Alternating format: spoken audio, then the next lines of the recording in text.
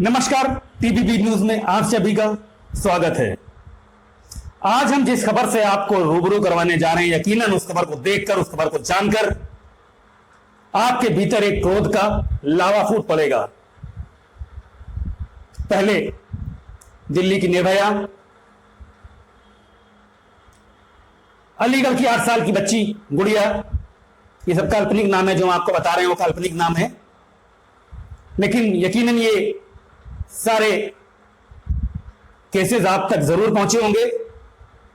तो चाहे वो दिल्ली की निर्भया हो या अलीगढ़ की 8 साल की बच्ची गुड़िया या हैदराबाद, तेलंगाना हैदराबाद से महिला पशु चिकित्सक के साथ हुई हैवानियत हो, मगर अब इसके बाद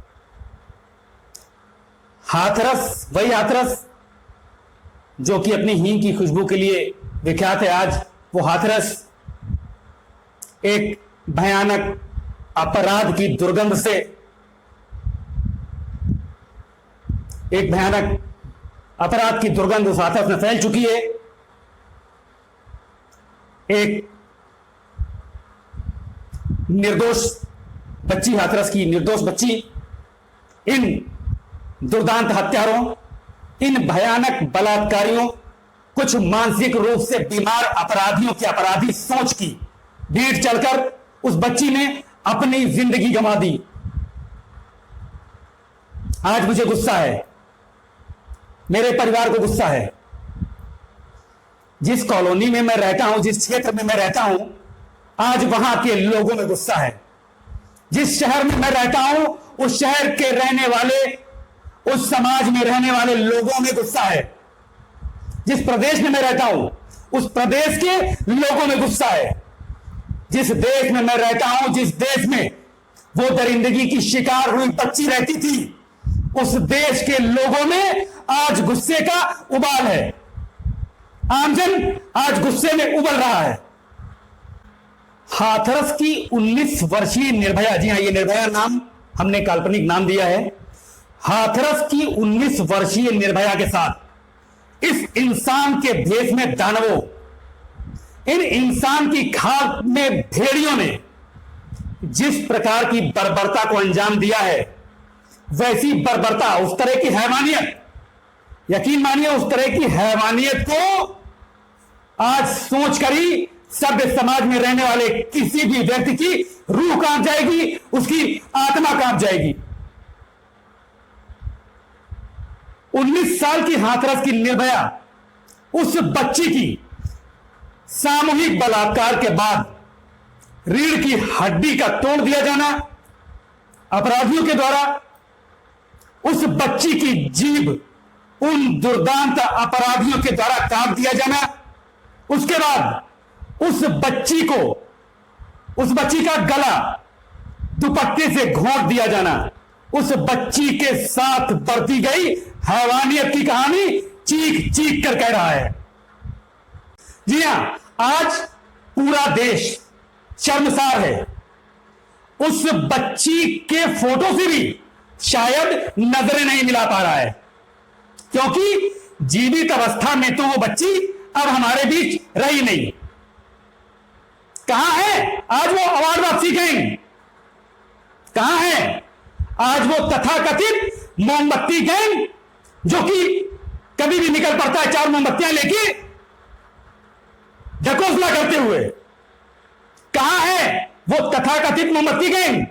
कहां है वो गैंग जिसको कभी कभी भारत में रहने से भी डर लगता है? आज उन्हें डर नहीं लग रहा है। क्यों भाई, आज क्यों डर नहीं लग रहा है? कहां मुंह छिपाकर बैठ गया है वो गैंग, वो समूह जो कश्मीर की भारत से आजादी के नारे लगाता है? कहां है वो फिल्मी गैंग जो ड्रग्स तस्करों को बचाने के लिए तो आवाज बुलंद करता है, मगर इस बच्ची को न्याय दिलाने के लिए इनके मुंह से शब्द नहीं फूट रहे हैं? आखिर क्या दोस्त था उस बच्ची का? उस बच्ची का वास्तविक दोषी आखिर कौन है? कौन है उस बच्ची का वास्तविक दोषी? क्या हाथरस पुलिस है वास्तविकता में उस बच्ची की दोषी? जिसने सबसे पहले इस अपराध को अपराध मानने से ही इनकार कर दिया। एफआईआर तक नहीं लिखी हाथरस पुलिस ने। अपराधियों के इस कुकर्म पर पर्दा डालती रही आखिरी समय तक हाथरस पुलिस, या कह ले कि अपराधियों को बचाने की जुगत लगाती रही हाथरस पुलिस। एक तरफ वो बच्ची जिंदगी और मौत से जूझती रही 14 दिनों तक, दूसरी तरफ अपराधी बेखौफ होकर घूमते रहे किसी और निर्भया की तलाश में, उसकी जिंदगी को तबाह और बर्बाद करने का मंसूबा डाले हुए। इसी घटना से जुड़ी हुई एक बड़ी खबर हाथरस से आ रही है। जैसा कि हम आपको पहले से बताते आ रहे हैं कि इस घटना में हाथरस पुलिस की भूमिका शुरू से ही संदिग्ध नजर आ रही थी। वहीं दूसरी ओर हाथरस पुलिस और प्रशासन ने सारी मानवीय संवेदनाओं को ताक पर रखकर एक नया कारनामा कर दिखाया है। हाथरस पुलिस और प्रशासन ने रात के अंधेरे में गैंगरेप पीड़िता के परिवारिक जनों को एक कमरे में जबरन बंद करने के बाद पीड़िता का अंतिम संस्कार रात के अंधेरे में ही कर दिया। जी हां, रात के अंधेरे में ही गैंगरेप पीड़िता का अंतिम संस्कार कर दिया गया। और तो और पीड़िता के परिवार वालों को पोस्टमार्टम रिपोर्ट तक मुहैया नहीं करवाई गई। हाथरस पुलिस की इस दबंगई की दास्तान यही नहीं रुकी। अंतिम संस्कार के पहले पीड़िता की मां अपनी मरी हुई बेटी का चेहरा भी आखिरी बार देख नहीं सकी। यकीनन जो अत्याचार उस बच्ची के साथ दुर्दांत अपराधियों के द्वारा किया गया वो भयानक है, लेकिन उसकी मौत के बाद अभी रात में ही हाथरस पुलिस और प्रशासन के द्वारा जो किया गया वो बेहद अमानवीय है, बेहद शर्मनाक है। एक तरफ हमारी सरकारें लड़कियों और महिलाओं को आत्मनिर्भर बनाने के लिए बड़ी बड़ी योजनाएं बनाती हैं, और तो और उन योजनाओं की सफलता के बड़े बड़े दावे करती हैं।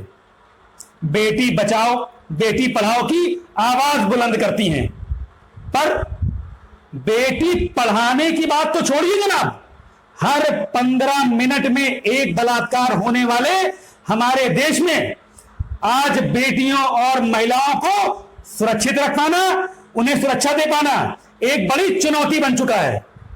कुल मिलाकर निचोड़ यह है कि ना तो बेटी स्वतंत्रता से पढ़ पा रही है और ना तो बेटियों और महिलाओं को पर्याप्त सुरक्षा मिल पा रही है।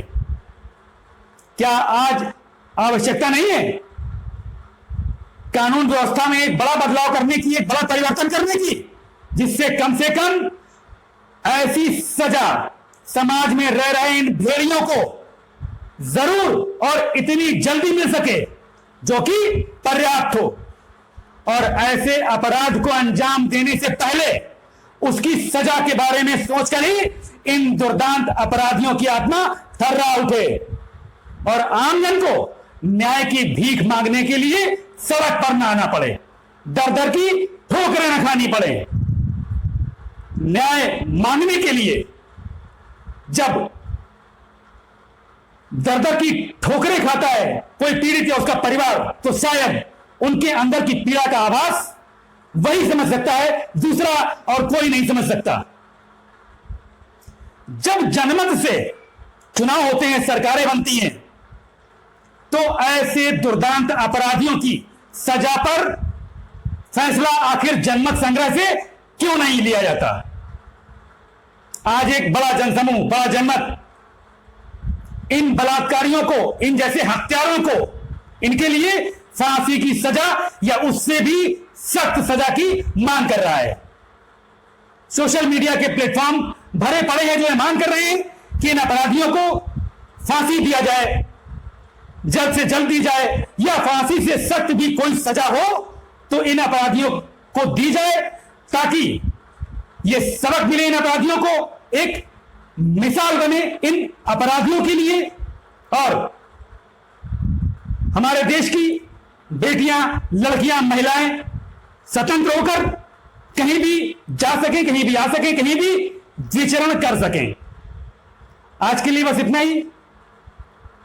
आपसे फिर मुलाकात होगी किसी और बड़ी खबर के साथ। तब तक बने रहिए टीवीबी न्यूज। लखनऊ। आप लोग तो चले जाओगे। सर मुझको एक बार बस बता तो दीजिए कि बॉडी है कि क्या है। मुझे सर राइट नहीं है बोलने का। मैं आपको थर्ड क्या क्लास है? का आपने एक पुलिस क्या- ऑफिसर ये हूँ। जल क्या रहा है आपके सामने? ये थर्ड बता स्केल दीजिए। का पुलिस ऑफिसर हूँ। मुझे बोलने का अधिकार नहीं हिंदुस्तान आप में। लोग खड़े, किसी को तो पता होगा मैं क्या है कोतवाल ये? हो सकता हूँ पर बोल नहीं सकता हूँ मैं। अच्छा कोई तो बता दे सर, हमको जरा बता दीजिए। जो बोल सकता है वो बोले। नहीं नहीं, कौन, ये क्या चल रहा है इतना बस बता दीजिए सर, बस इतना सा मुझे बता दीजिए। बस मेरी information दीजिए।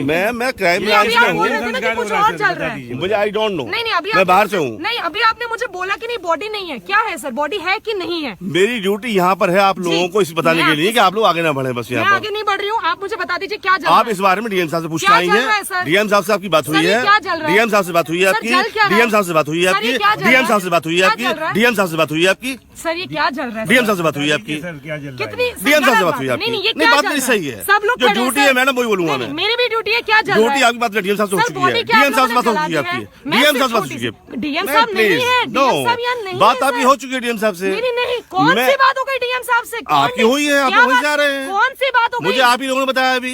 ये क्या चल रहा है? आप लोग यहाँ खड़े हैं सर ये क्या चल रहा है, मुझे बताइए। मुझे please। मुझे पता नहीं क्या हो रहा है। संजीव कुमार मुझे सर। पता नहीं है। संजीव कुमार मैं सर। क्राइम ब्रांच में इंस्पेक्टर हूँ। Right. ऑफिस में अटैच हूँ मैं। जी। मैं थाने में नहीं हूँ। मैं Sanjeev law and Kumar order में सर, लगाया आप गया हूँ ग्राउंड मैं। पे खड़े, क्या चल रहा है सर? मेरी ड्यूटी लगाई सर, गई है। बॉडी मेरी क्या गांव जला में दी ड्यूटी लगाई गई फैमिली है। में से कोई नहीं लॉ है। एंड ऑर्डर खराब सर, ना हो यहाँ पर फैमिली में बस। से यहाँ पे कोई नहीं मैं है, सर। रिक्वेस्ट कर रहा हूँ, आप सुन ले मेरी बात एक बार। नहीं सर। मेरी ड्यूटी यहाँ लॉ एंड ऑर्डर के लिए है। आपके कोई सवालों है? को जवाब देंगे कोई नहीं है। अथॉरिटी है यहाँ पे बोलने मेरी का? मेरी ड्यूटी यहाँ ये पे नहीं जवाब आप दूंगा आपके सवालों सर को। आप बता सकते हैं, आप बता सकते हैं, कोई बता सकता है ये क्या चल रहा है? हाँ वो तो सर सब रिकॉर्ड हो रहा है, आप बिल्कुल टेंशन मत लें उस बात की। हाँ वो हम कर ही रहे हैं सर। सर मुझको बस ये बता दीजिए ये क्या अंदर है? नहीं नहीं जल रही है बॉडी। अरे तो I told you right? या 1 सेकेंड, हटिए एक सेकंड, हटिए हटिए हटिए 1 मिनट। अब कर लिया ना आप लोगों ने जो करना है, हटिए एक बार। मैम मैं अंदर नहीं आगे जा रही हूँ, चिंता ही मत करो आप। ये जल क्या रहा है ये तो बता दीजिए हमको, बॉडी है कि क्या है? ये भी पूछ लिए घी में